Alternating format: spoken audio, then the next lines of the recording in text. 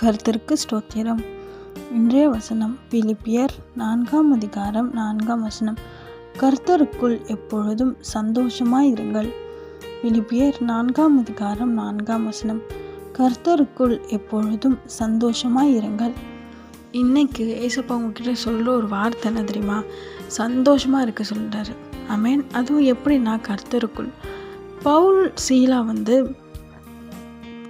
சிறையில் அடைத்த பிறகு கர்த்தரை துதித்து பாடினாங்க. அவர் மேலே இருந்த அன்பில் சந்தோஷத்தில் அவர் துதித்து பாடினாங்க. இந்த மாதிரி பவுல் நிறைய இடங்களில் கஷ்டப்பட்டப்ப தேவனை துதித்தோம், அவர் சந்தோஷமாக இருந்ததை பற்றியும் சொல்லியிருப்பார். கர்த்தருடைய ஏசப்பாவுடைய சமாதானம் நம்ம உள்ளத்தில் இருக்கும்போது நம்ம எப்போவுமே சந்தோஷமாக இருப்போம்.